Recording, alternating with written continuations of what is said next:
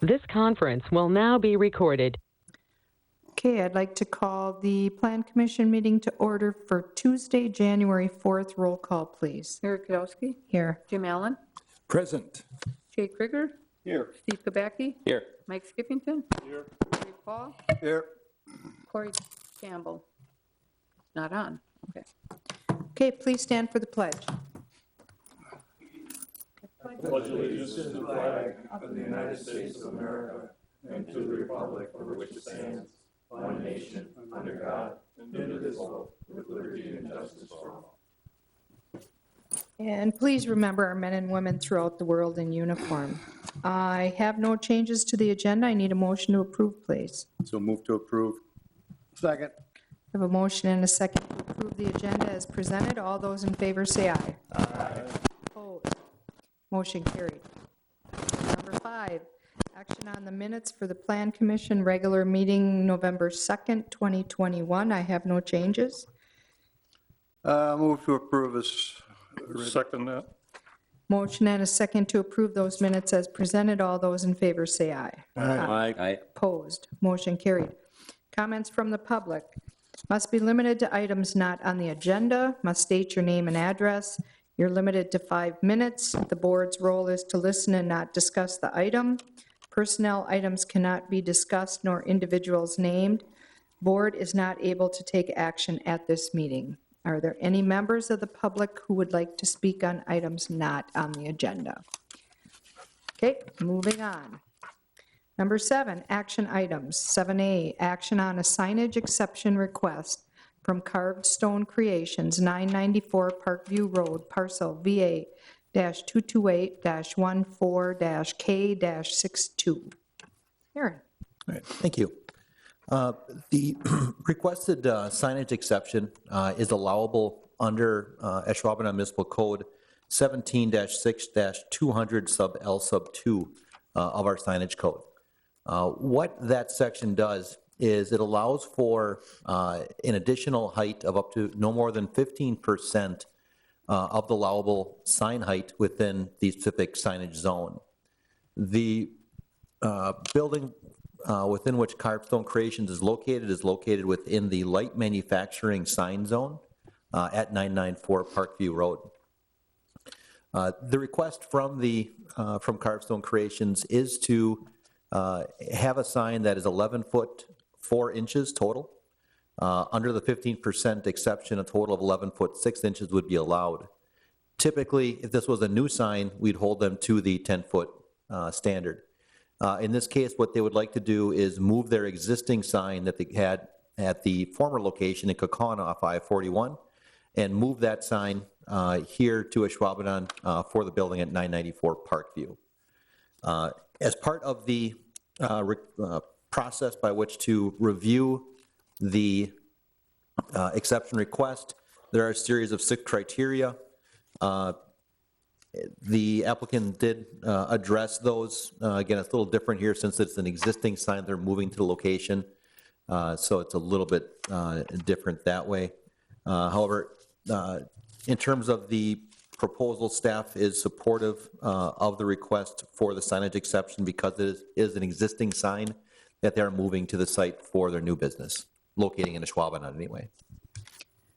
I see in the packet, Aaron, that we reached out to property owners within 500 feet, and I'm assuming that none of them had any issues with this. That's correct. Under the code, we do have to send a letter out to all property owners within that distance. I have not heard anything from anyone. I did provide a rendering on the screen just for reference. There is plenty of green space out in front. That sign is not going to look that large with sitting in front of that, off the front of that building. I don't see any problem in there. That meets the 15%, I believe that you had mentioned. Correct. It's 2 inches below. Okay, all right. I don't see any problem with this. I'm kind of familiar with the business that they're in. There's no other questions. I'll move to approve the project as presented with the override. A second. Okay, we have a motion and a second to approve the extended height for the sign. Any more discussion? Just a question, what's the sign material made out, or what's the sign made out of? What's that? Aluminum? From the applicant is aluminum. Okay. No, that's good. I wanted to make sure that the, any listening audience could hear it as well. Okay, I went in and talked to Aaron about this when it first came, so I don't have any issues with it. Any other questions, comments? Okay, we have a motion and a second to approve. All those in favor say aye. Aye. Opposed? Motion carried. Thank you very much. Welcome to Ashwaubenon. Glad. At least my tax dollars are getting me something back. There you go. Thanks. Thank you. Okay, 7B, action on proposed revisions to Chapter 20 subdivision regarding pedestrian accommodations. Aaron? Okay, the proposed amendments to the subdivision ordinance came about as a result of discussion regarding the Highland Ridge Estates subdivision plat at Village Board initially, and then subsequently at Bike and Ped Committee. The genesis of it really came about because there was a discussion at Village Board regarding the need for pedestrian accommodations within a proposed subdivision at Highland Ridge. The ordinance, as it is currently written, does not include any provision for pedestrian accommodations and therefore was not included within the subdivision when it was proposed. It got to the final subdivision plat point, at which point then there was a discussion about the need for pedestrian accommodations. The amendment is meant to really turn that on its head, basically, and requires pedestrian accommodations on the front end, with the village board and input from the planning commission then having the ability to back that off, whether it's because of environmental constraints, existing development, whether just from a kind of a sense standpoint, it just didn't make sense in a certain location. So that way it helps the developer on the front end as well as staff, in that we have a clear picture of what is needed on the front end. And then if the village board backs that off, that's a reduction in cost to the developer, and it's it's fine with me. But again, this is meant to turn that around, make it more clear in the front end what is required for pedestrian accommodations, and keep the village board still have the flexibility to, pare that back as they see fit. In addition to, that's the primary thrust for the amendment. Along with it, then there were some additional cleanup items in there regarding just conflicts with our zoning code or state statute that I addressed as well. I'd be happy to answer any questions for you. I know Trustee Fluke is in the audience. She was instrumental in the discussion as well. Are you intending to slap this back on that developer now that he's got built the roads and everything in place? No, this would only apply to new preliminary plats. So in this case, he has a preliminary plat recorded for the all three phases of the development. So each final plat will come in separately in the phases. This would not apply to that. This would be brand new preliminary plats only. There's an old saying, it's change orders, they put it in with a fire hose and take it out with a garden hose. This is an example of that get it covered up front. And yeah, it's a great idea. Okay. Really what you're doing is providing stronger direction to developers that this is the preferred intended result in the subdivision development, and this puts us on stronger footing in requiring those. Correct? Precisely. Yep. Yep, exactly. Is there only one way in and out of that subdivision? There is currently, yep, that's right. And then right across the street of Sand Acres, there's a sidewalk that connects to the Ashwaubenon Trail? That's correct. There's a Sandy Acres Trail on the east side of Sandy Acres Drive that runs north-south there. That'll connect up to the West Main Avenue Trail and to the Sandy Acres Park Trail that goes through there as well. Mm-hmm. I can understand the cleanup on this. I read through it. I guess the question I have, Aaron, is the time limits were extended. Why were they extended in time. Was there a reason, Yeah, that was to make it consistent with state statute. the state statutes? Right, a few years ago, actually it's probably more than a few years ago now, I tend, as I get older, I realize the years go by faster. The state extended the timeline for a final plat from 6 months to 36 months. I want to say that was right around the 2008 financial crisis, when there were a lot of plats that were kind of sitting out there waiting for the financing to come through. Yeah, I get involved in that with some developers on those plots, and it does take quite a long time to get finalization on them.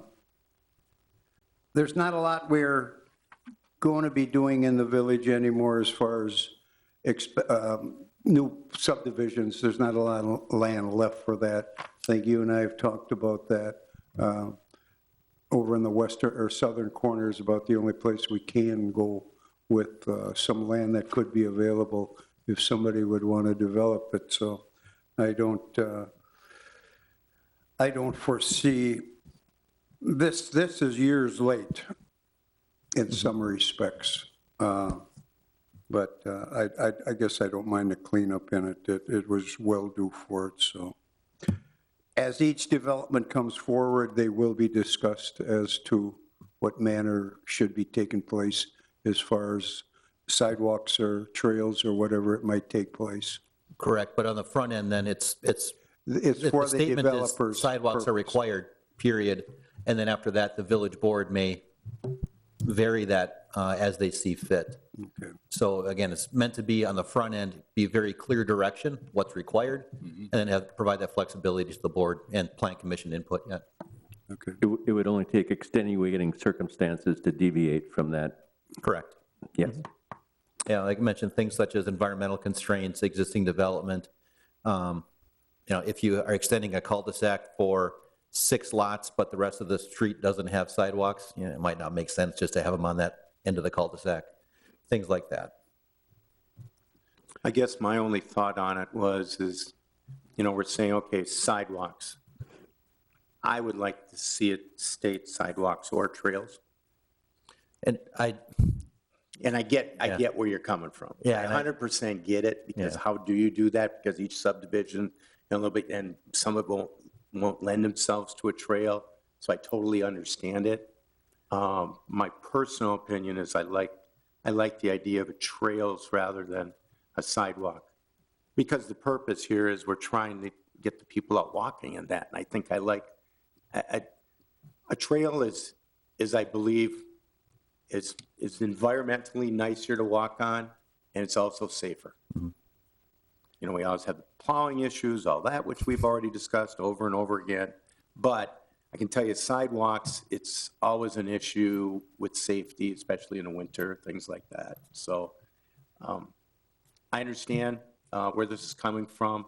It's not like I don't support it. It's just I feel like I would almost like to see some verbiage about trails as well. And the verbiage in there defines pedestrian accommodations, sidewalks, trails, easements, kind of runs the whole gamut. Therefore, again, providing flexibility back to the board to make that deviation under the circumstances. Yeah. I kind of agree with what you're saying, Jay. The village is known for their trails. Yeah. And I think we do a good job on that. There's other subjects that we could talk about, but we'll leave that alone for now. But I think we've done a good job on our trails. Our park department has really been on top of that and is looking in the future on where they can go and connect to where there's gaps in there right now. So I think the trail is the way to go. Less problems for the homeowners. Right. And I like that. Yeah. Well, that entire neighborhood down there south of Main Street, there are no sidewalks, period, except for that sidewalk along Sand Acres. Correct. And has there been an inordinate amount of pedestrian accidents in that neighborhood? Not to my knowledge. I guess what this is meant to do, it's meant to avoid that as sometimes contentious back and forth at village board. So it's meant to put it back on the developer to say, here's what's required. And as Trustee Kabaki had alluded to earlier, it's meant to provide stronger ground for me as staff to say, here's what's required.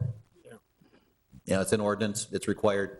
Now, if through the discussion, the board wants to back that off and require just a trail on one side or another, that's their call.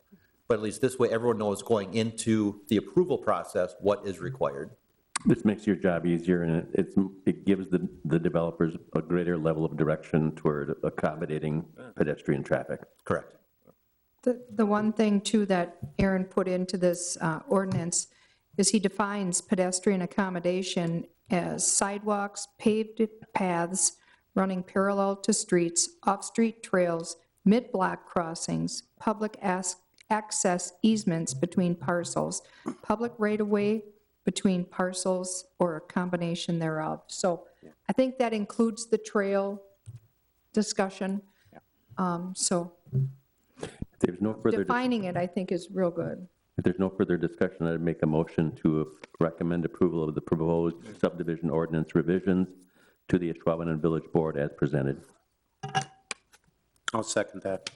Okay, we have a motion and a second to recommend approval of this new ordinance language to the village board as presented.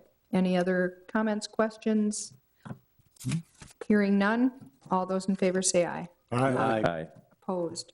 Oh, I'm sorry, just a minute. Before we finish that vote, Tracy, did you want to say anything? No, you guys discussed it, I have nothing to add. Okay. I was trying to get past that, okay? Okay. I'm sorry. Okay, thank you. All those opposed say no. Okay, motion carried. Number 8, items for next agenda. I would definitely anticipate we'll have another plan commission meeting in February. Okay? It's not on election day. It's No, not. no, I don't think it is. no. Okay, I need a motion to adjourn. Make a motion. Motion and a second to adjourn. All those in favor say aye. Aye. Opposed? Motion carried. Thank you.